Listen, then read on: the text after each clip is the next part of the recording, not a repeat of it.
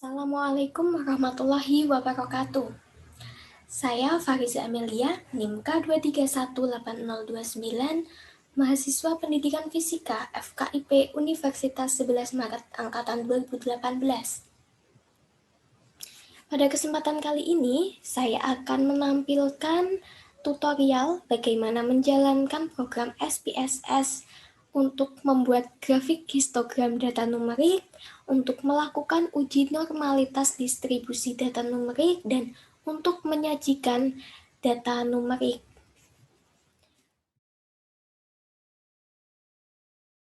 Langsung saja, yang pertama kita buka untuk program SPSS-nya. Ada dua jendela untuk SPSS, yaitu jendela yang pertama ada jendela SPSS Editor, Data Editor, kemudian untuk yang kedua ada jendela SPSS Output. Nah, yang pertama kita lakukan yaitu membuka jendela SPSS Data Editor. Kemudian pada Data Editor kita juga mempunyai dua jendela, yaitu Variable View dan juga Data View. Nah, di sini kita dapat menginputkan data yang akan kita olah, yaitu pada jendela Variable View. Kita harus mendefinisikan atau menginputkan nama variabel, di mana dalam hal ini atau dalam kesempatan ini saya memiliki dua variabel, yaitu variabel nama dan juga variabel nilai. Untuk menginputkan, kita bisa menginputkan secara langsung dengan mengetikkan nama variabel pada name, kemudian mengatur tipe, yaitu untuk nama maka tipe string, mengatur jumlah karakter yang nanti akan diinputkan, yaitu maksimal 15 karakter, kemudian desimal, label, dan seterusnya. Begitu pula untuk data atau variabel yang kedua, yaitu variabel nilai, kita bisa menuliskan nama variabelnya dalam name, kemudian tipenya dalam mengatur dalam numerik karena nilai merupakan nanti bentuknya angka, kemudian width-nya atau jumlah karakter yang nanti akan diinputkan maksimal disesuaikan, kemudian desimal, label, values, dan seterusnya. Setelah kita menginputkan pada jendela variabel, kemudian kita dapat menginputkan data-data tersebut dalam data view yang akan tertampil seperti ini. Jadi dapat dituliskan nama masing-masing data dan juga nilai. Untuk cara yang kedua, untuk menginputkan data ke dalam SPSS, kita dapat mengimpor dari file yang sudah kita punya sebelumnya, misalnya seperti file dalam Microsoft Excel. Dengan cara klik file, kemudian impor data, dan kita pilih di sini data yang kita punya. Nah, karena pada kesempatan kali ini saya mempunyai data di Excel, maka dapat diimportkan di Excel, dari Excel. Kemudian akan tertampil sama seperti yang diinputkan secara langsung, seperti ini. Baik, jika data semuanya sudah terinput dalam program SPSS, kemudian langkah selanjutnya yaitu menyajikan atau membuat grafik histogram dari data yang telah kita inputkan dengan cara kita pilih atau klik grabs, kemudian klik legacy dialog, kemudian klik histogram. Nah, akan tertampil kotak seperti yang tertampilkan di sini. Kemudian kita dapat memilih variabel yang akan kita tampilkan dalam histogram. Di sini karena saya akan menampilkan variabel nilai, maka saya dapat atau kita dapat mengklik nilai, kemudian klik panah yang ada di tengah untuk memindahkan variabel nilai ke kotak variabel. Akan muncul seperti ini. Kemudian untuk menambahkan judul pada histogram yang akan kita buat, kita dapat mengklik titles dan juga menginputkan judul dari histogram.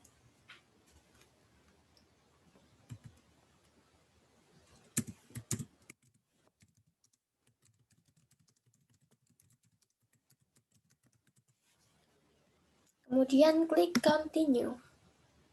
Setelah itu, apabila dalam histogram nanti menginginkan untuk menampilkan kurva normal, maka dapat diklik display normal curve. Kemudian klik OK. Nah, hasil dari program SPSS yang telah kita lakukan akan tertampil dalam jendela SPSS output. Seperti ini tampilan yang tertampil dalam output SPSS. Dari data yang telah kita miliki sudah tertampil atau sudah disajikan dalam bentuk histogram. Nah, di sini juga kita bisa mengedit atau mengubah tampilan dari grafik histogram sesuai dengan apa yang kita inginkan. Misalnya, apabila sebelumnya belum ditampilkan grafik atau kurva normal yang seperti lonceng ini, kita bisa mengedit atau menambahkannya dengan cara double klik pada kotak histogram ini.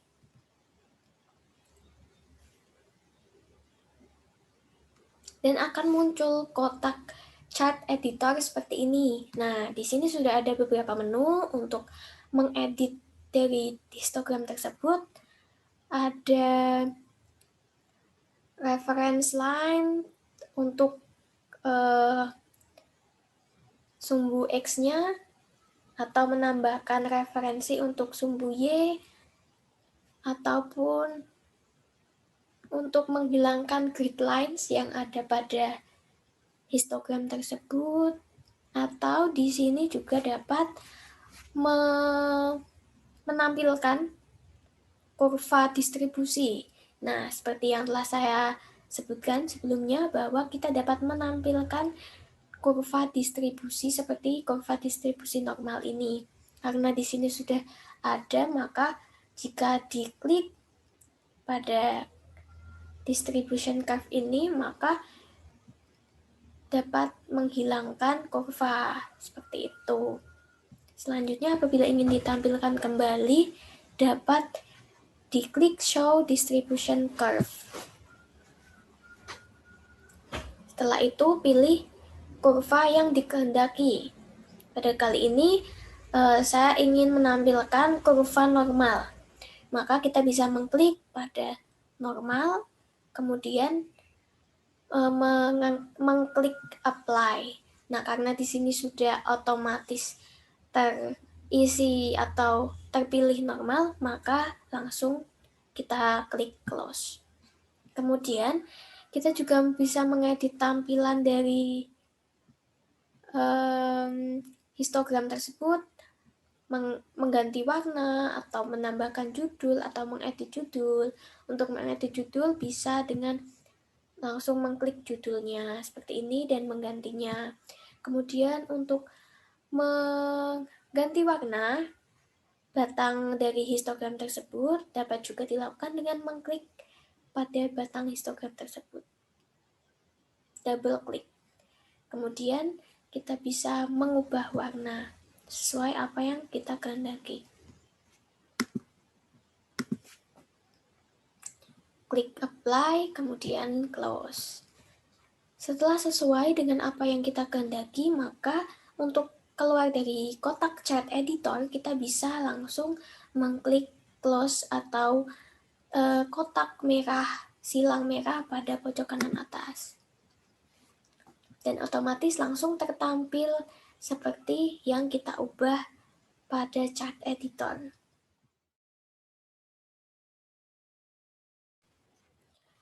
Untuk pembahasan yang kedua, yaitu melakukan uji normalitas distribusi data numerik pada SPSS. Nah, seperti langkah yang dilakukan pada saat membuat histogram pada SPSS, yaitu yang pertama tentu saja membuka program SPSS, kemudian mengaktifkan jendela SPSS Data Editor, dan juga mengaktifkan pada variabel view. Kemudian menginputkan data. Nah, data di sini bisa langsung diinputkan secara langsung ataupun dapat diimpor dari Microsoft Excel misalnya apabila kita mempunyai data pada Microsoft Excel. Selanjutnya, apabila data telah diinputkan pada program SPSS, langkah selanjutnya yaitu melakukan uji normalitas pada data tersebut dengan cara mengklik Analyze, kemudian pilih Descriptive Statistic, dan pilih Explore. Nah, akan tertampil kotak Explore. Di sini kita dapat memilih variabel apa yang akan kita uji.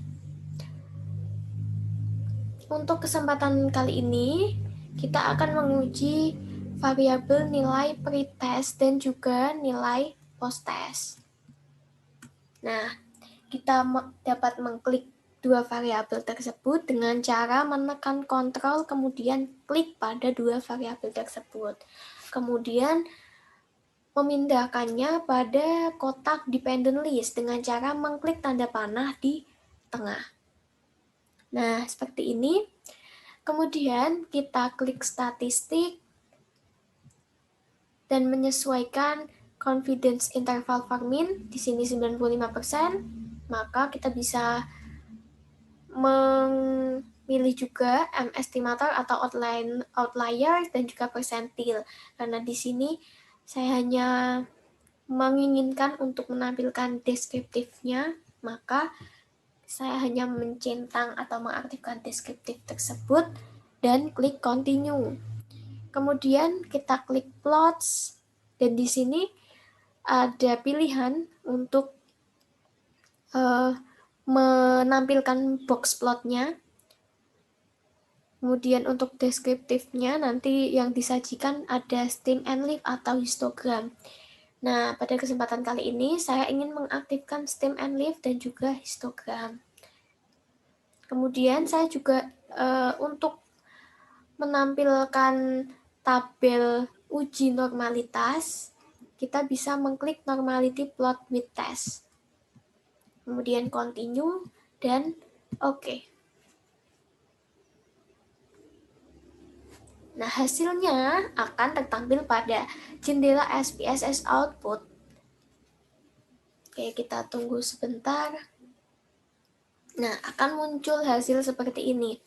Yang pertama yaitu tertampil tabel case processing summary. Di sini maksudnya hasil ini menjelaskan bahwa tentang data yang terbaca oleh SPSS ataupun mungkin ada data yang hilang atau cases missing dan juga total datanya. Nah, di tabel tersebut tertampil bahwa ada 30 data yang diinputkan, kemudian tidak ada data yang hilang atau cases missing-nya 0, dan artinya data ini sudah valid dan dapat dilanjutkan ke proses selanjutnya.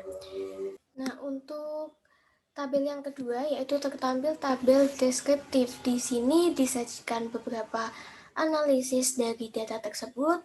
Nah, untuk menentukan apakah data tersebut berdistribusi normal ataupun tidak, kita bisa melihat dari skewness dan juga kurtosisnya.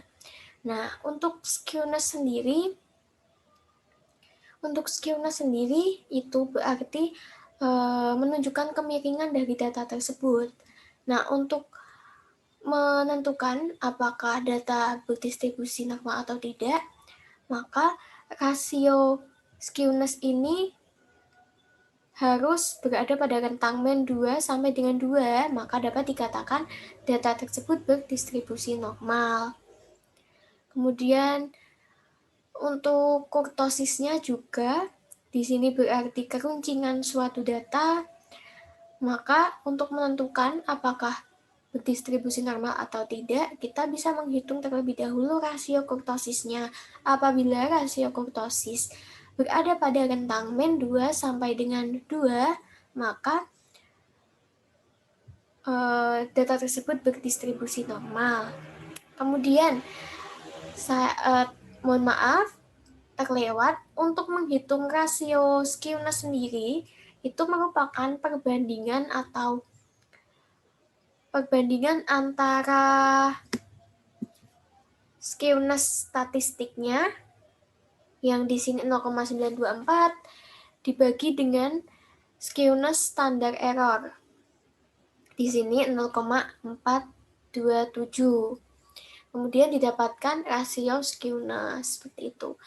Begitupun dengan kurtosis. Untuk mengetahui berapa rasio kurtosis dapat juga dilakukan dengan membagi kurtosis dalam statistik ini dibagi dengan standar error kurtosis. Apabila nilainya yang dihasilkan berada pada rentang min 2 sampai dengan 2, maka dapat dikatakan data tersebut berdistribusi normal. Tabel selanjutnya yaitu untuk mengetahui apakah data tersebut berdistribusi normal atau tidak, maka dapat dilihat dari test of normality. Nah, di sini pada program SPSS dilakukan uji statistik untuk mengetahui normalitas data, yaitu menggunakan uji Kolmogorov-Smirnov dan juga Shapiro-Wilk. Nah, perbedaan keduanya yaitu apabila bergantung pada banyaknya kasus atau banyaknya amatan. Jadi jika jumlah kasusnya itu kurang dari 50 atau jumlah data kurang dari 50, maka analisisnya menggunakan Shapiro-Wilk. Kemudian apabila kasusnya sama atau lebih dari 50, maka menggunakan analisis Kolmogorov-Smirnov. Hal tersebut dengan anggapan bahwa untuk sampel kecil, untuk sampel dengan jumlah kecil, maka menggunakan uji Shapiro-Wilk adalah pilihan yang tepat dan dianggap lebih akurat. Sedangkan untuk data yang jumlahnya besar atau banyak, pilihan menggunakan Kolmogorov-Smirnov adalah pilihan yang lebih tepat. Di sini kita dapat menentukan bagaimana normalitas data tersebut dari tingkat signifikansi dari data tersebut. Nah, di sini bisa dilihat pada Shapiro-Wilk bahwa nilai pretest memiliki tingkat signifikansi 0,012 dan untuk nilai post-test yaitu 0,955. Nah, apabila nilai signifikansi ini lebih dari 0,05, maka H0 diterima dan H1 ditolak sehingga data dinyatakan berdistribusi normal. Kemudian apabila di sini nilai signifikansi kurang dari 0,05, maka H0 ditolak dan H1 diterima. Dan data tersebut dinyatakan tidak berdistribusi normal. Oleh karena itu, di sini disimpulkan bahwa variabel nilai pretest ini tidak berdistribusi normal karena memiliki nilai signifikansi yang kurang dari 0,05. Kemudian untuk nilai post-test, disimpulkan bahwa data tersebut berdistribusi normal karena memiliki nilai signifikansi yang lebih dari 0,05. Kemudian selanjutnya untuk mengetahui distribusi bagaimana distribusi pada data tersebut dapat dilihat juga dari histogram. Nah, apabila histogram tersebut membentuk lonceng, tidak condong ke kiri atau tidak condong ke kanan, maka data tersebut dapat dikatakan berdistribusi normal. Di sini karena belum ada kurva normalnya, kita dapat menambahkan kurva normal dengan mengklik 2 kali pada histogram tersebut. Kemudian kita bisa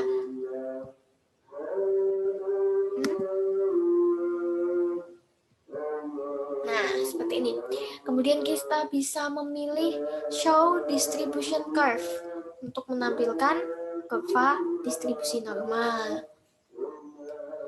Nah, di sini otomatis tertampil untuk kurva distribusi normal, kemudian kita hanya pilih klik close. Kemudian klik silang.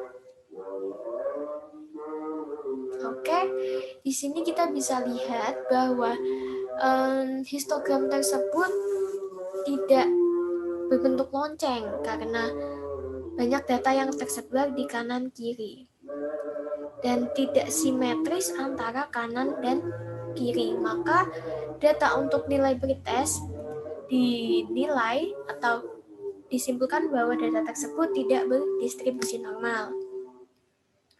Selanjutnya untuk data post-test. Untuk data post-testnya, untuk histogramnya di sini kita tampilkan terlebih dahulu kurva normalnya seperti langkah sebelumnya. Nah, akan tertampil seperti ini. Di sini dapat dilihat bahwa nilai post-test ini memiliki grafik histogram yang berbentuk lonceng, di mana kanan dan kiri cukup simetris, maka data tersebut dapat dikategorikan data yang berdistribusi normal. Selanjutnya kita kembali ke atas pada nilai pretest. Di sini kita juga dapat menganalisis dari stem and leaf plot, yaitu diagram daun. Nah, diagram daun ini menggambarkan penyebaran data seperti pada yang tertera dalam histogram. Jadi data dikelompokkan di mana angka puluhan itu sebagai dahan, kemudian angka satuannya sebagai daun. Oleh karena itu di sini tertampil bahwa ada nilai ekstrim. Nah, nilai ekstrim di sini berarti bahwa ada data yang sebarannya itu terlalu jauh. Maka dapat disimpulkan bahwa data tersebut tidak berdistribusi normal. Sedangkan untuk post-testnya, di sini stem and leaf untuk post-testnya dapat dilihat bahwa tidak ada data yang atau nilai ekstrim, maka dapat dipastikan bahwa data tersebut berdistribusi normal. Oke, untuk selanjutnya kita bisa menganalisis dari grafik normal Kiki plot. Nah, di sini terdapat grafik diagonal dan juga titik-titik yang merupakan sebaran dari data yang kita analisis. Nah, di sini dapat dilihat bahwa data agak melenceng jauh dari kurva atau garis diagonal tersebut.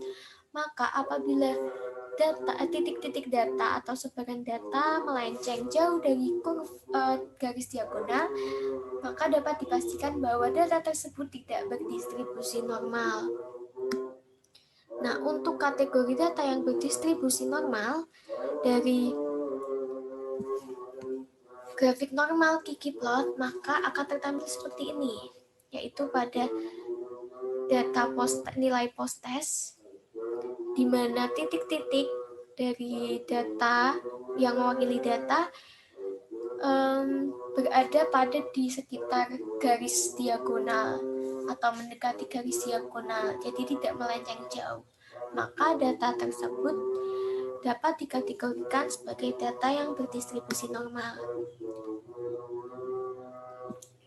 Selanjutnya, di sini juga tertampil box plot dari data tersebut. Nah, box plot sendiri itu untuk melihat sebaran data juga. Jadi yang di tengah itu 5 kotak ini itu ada memuat 50% data yang punya batas persentil 25 dan juga 75. Untuk garis hitam ini merupakan median dari data tersebut. Nah, di sini terlihat untuk data post-test. Untuk data post-test, di sini mediannya agak sedikit bergeser ke bawah. Nah, data tersebut dapat dikategorikan normal jika nilai median itu ada di tengah-tengah kotak dan juga terbagi box plot ini terbagi merata antara atas dan juga bawah. Dan juga tidak ada nilai ekstrem atau outlier. Nah, nilai ekstrem atau outlier itu biasanya tertampil di atas garis di sini. Namun di data post test ini tidak ada nilai ekstrem dan nilai tengah agak bergeser ke bawah, namun dapat dikategorikan data yang berdistribusi normal. Sedangkan untuk nilai pretestnya, mohon maaf terlewat, untuk nilai pretestnya tadi, di sini mediannya juga bergeser ke atas, kemudian di sini tampak ada beberapa nilai yang keluar dari box plot. Jadi ada nilai ekstrim. Maka dapat disimpulkan bahwa data tersebut tidak berdistribusi normal.